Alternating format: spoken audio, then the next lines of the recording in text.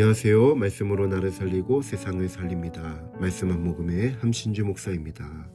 오늘 공동체 성경 읽기 본문은 사무엘하 5장에서 7장까지의 말씀인데요. 그 중에서 오늘은 사무엘하 5장 17절에서 20절의 말씀을 봉독하고 함께 말씀의 물가로 나가도록 하겠습니다.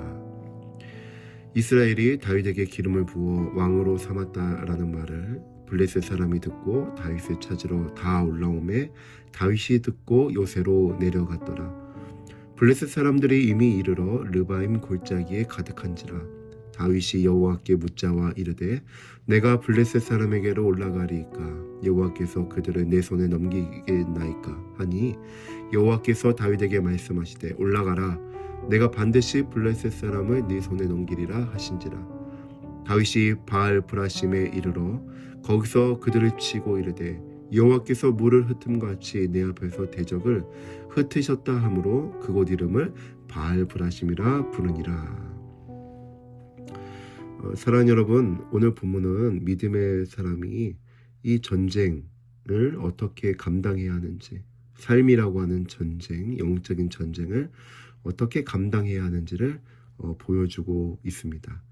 다윗이 드디어 이스라엘의 왕으로 세워졌어요. 오랜 기다림과 고난의 시간이 끝나고 하나님의 약속이 성취되는 순간입니다. 그러면 여러분 어떻게 될까요? 왕이 되었으면 이제 좀 평안해질 것 같다. 이제 좀 행복이 찾아올 것 같다 라고 생각하겠지만 여러분 현실은 그렇지 않았습니다. 전래동화 같은 데 보면은 왕이 되고 또 아름다운 공주와 결혼하고 그러면은 해피엔딩으로 우리 이야기들이 마무리되었으면 좋겠는데 현실은 그렇지 않은 것 같아요. 다윗이 왕이 되었다라는 소식을 들은 블레셋 사람들이 곧바로 공격을 해오기 시작했습니다. 오늘 본문은 이 기름 부음을 받은 이후에 찾아온 전쟁 그리고 그 싸움 속에서 다윗이 어떻게 하나님을 의지하며 승리하는지를 보여주고 있습니다. 세 가지로 살펴보면 좋을 것 같은데요. 첫째로 하나님의 은혜 이후에는 반드시 영적인 싸움이 찾아온다라는 것입니다. 17절에서 18절의 말씀을 보면요. 블레셋 사람들이 다윗을 공격하기 위해 르바임 골짜기에 가득했다고 말합니다. 다윗이 왕으로 세워진 직후입니다. 여러분 이 장면은 매우 중요한 것을 보여주죠. 하나님의 약속이 이루어졌다고 해서 끝! 아닙니다. 모든 싸움이 끝나는 게 아니에요. 오히려 새로운 자리, 새로운 은혜 위에는 새로운 도전이 따라오게 되어 있습니다. 그래서 신앙은 한 번의 승리가 아니라 지속적인 싸움과 순종의 과정이라는 것이죠. 그리고 승리의 기억을 오랫동안 간직하며 믿음의 싸움을 싸워가는 것. 이게 바로 신앙이라는 것입니다. 하나님의 은혜 이후에는 반드시 이런 영적인 싸움이 찾아온다는 사실을 기억하셨으면 좋겠습니다. 때로는 이러한 사실이 우리로 낙심이 되고 절망이 되죠. 왜 나는 또 이런 싸움을 싸워야 하나. 그러나 여러분 은혜 이후에는 계속적으로 그 은혜를 뺏으려고 하는 권세들의 끊임없는 싸움이 우리 가운데 일어난다는 사실을 기억하셨으면 좋겠습니다.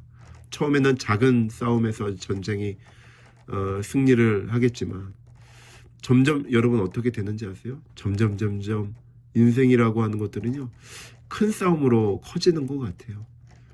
사랑하는 여러분, 하나님의 은혜 이후에는 반드시 영적인 싸움이 온다는 사실을 기억하시며 믿음으로 사는 저 여러분들 되었으면 좋겠어요. 둘째로 믿음의 사람은 언제나 하나님께 먼저 묻습니다.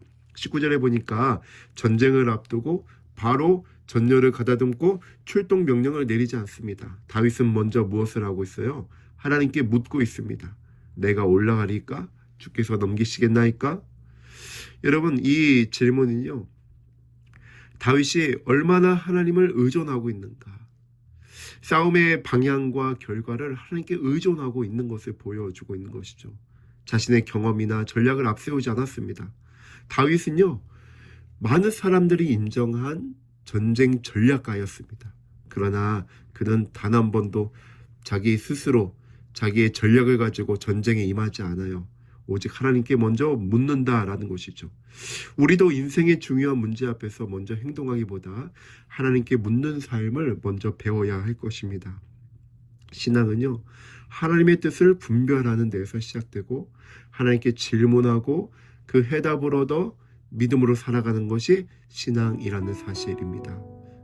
믿음의 사람은 먼저 하나님께 묻고 살아갑니다. 저와 여러분들 가운데 이 귀한 깨달음 가운데 먼저 하나님께 묻고 살아가는 저와 여러분들 되기를 주의 이름으로 축복합니다.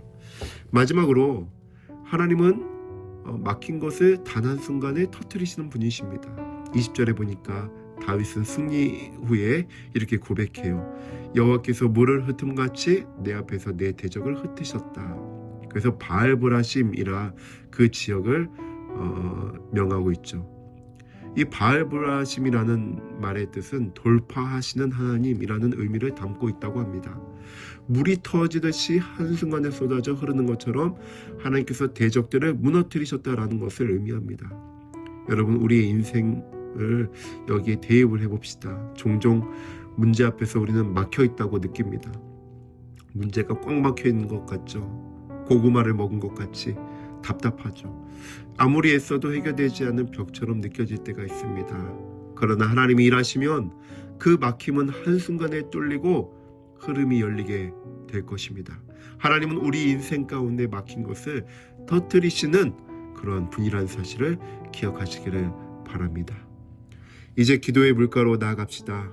하나님 아버지, 오늘 말씀을 통하여 우리 삶 속에 있는 싸움을 어떻게 감당해야 할지 깨닫게 해주시니 감사합니다.